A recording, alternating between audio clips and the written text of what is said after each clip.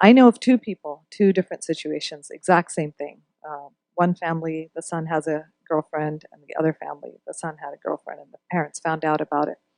So, family A, the mother told me, and I witnessed this myself and had seen it the entire time the kids were growing up. They did not teach their children the religion. They did not teach their children fiqh, and Sharia was not a priority in the home.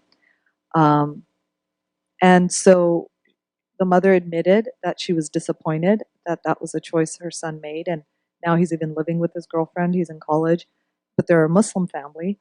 Um, the mother said that I kind of feel like my hands are tied. My husband and I did not teach our children the deen at all, so how can I now tell him that he needs to fear Allah, or that this is a sin, or that it's haram?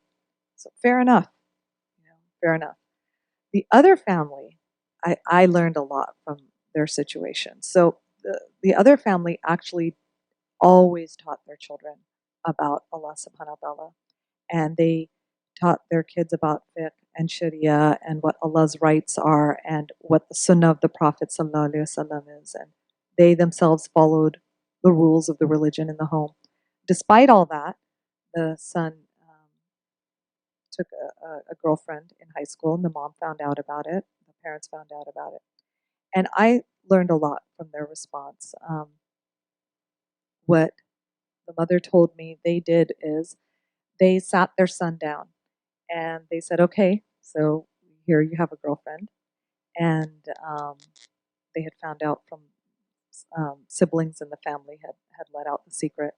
And the son confirmed it, that he did indeed have a girlfriend. And so the mom said, okay, well, what are we going to do about this? Because you know that even though she's not Muslim, she has rights. Your girlfriend has rights. And I'm not going to ask you like how far you've taken your relationship with her. I'm just going to ask you, how now do you want to make this relationship halal? And he was in high school. He's 16 years old. And the son's like, well, what do you mean make it halal? And the mom's like, well, you know that we in Islam that there's no premarital relations. And if you've decided that this girl is important to you and important enough that you're going to cross this line, then we need to do what we need to do to make it halal. And here are the options. Your dad and I can go to Mr. and Mrs. Smith's home, and we will give a marriage proposal on your behalf. And the son was horrified. Horrified. He's like, what are you talking about? And the mom was like, I know their address, so this is not a problem. And she was actually speaking very respectfully to her son. And she said that, I know their address, and we can go and have a talk with the parents and explain that you're Muslim and we've raised you Muslim and these are the rules of our religion. And she said to her son, don't worry, honey, you don't have to live together. You don't have to be a husband and wife the way your mom and dad are husband and wife. You just have to make your relationship halal. And if you decide to break up with her, then you're going to pay her her meher, and she's going to have her rights fulfilled, and then you guys will go your separate ways. But she needs to know that she has rights according to our religion. You're not going to hide that from her. And so the parents made it really about compassion and caring towards other people. And she said, I know that in, other religions or other cultures, it's okay. Boys and girls can get together before marriage and do whatever they want, and they can have their hearts broken, and there's no justice, and everyone goes on. But in our religion, we have rules. And so the son was like, obviously not going for that. He was completely terrified at the idea of his parents showing up to his girlfriend's home with a marriage proposal. And the mom even painted a lovely scenario. She's like, you'll be able to go to the prom with her. You'll be able to do all the things that you want to do. You don't have to do it behind our backs. And the community can know about it. Nobody will say that, oh, look, Mr. and Mrs. Muhammad's son has a girlfriend behind their backs, and they don't know this. We will have dignity. We will have respect. She painted it as something that was actually doable. But what she did tell her son was, she said, you have, let me see if I remember this correctly. She said, you have three options. She said, one, you can end the relationship with your girlfriend, and there are going to be tears, and it's going to hurt. It's going to hurt her. It's going to hurt you.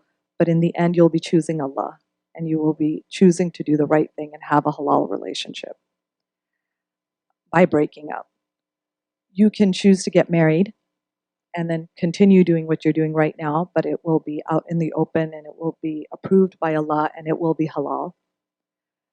Or the third is you can choose something that is going to take you to the hellfire. And she was very, very blunt with her language. She didn't say, you're going to choose something, we're going to cut you off, we're going to have nothing to do with you, and we disown you. She said, you can choose something that is going to take you to the hellfire because you will be committing haram. And she's like, we have always taught you the rules of our religion. These are your three options in front of you.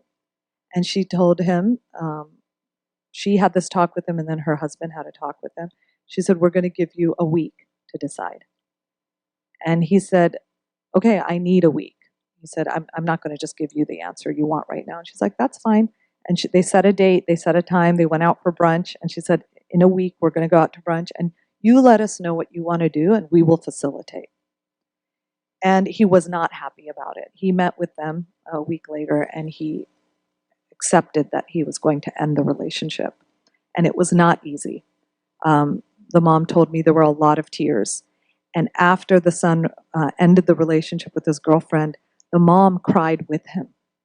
She cried with him, which blew me away because I was trying to think about how I would react if this was my situation.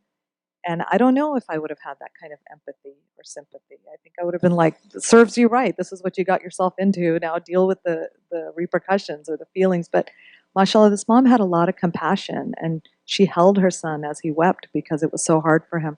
But what I loved about that example that I saw was she empowered him to make the right decision. But it was only possible after a whole lifetime of showing that this is where the buck stops. Everything ends at Sharia and fiqh and what Allah expects of us. If you haven't been doing that your entire life, then it's like the family A, the first family I told about. Their hands are tied. What can they tell their kid now about what he can and can't do when they've never said anything before?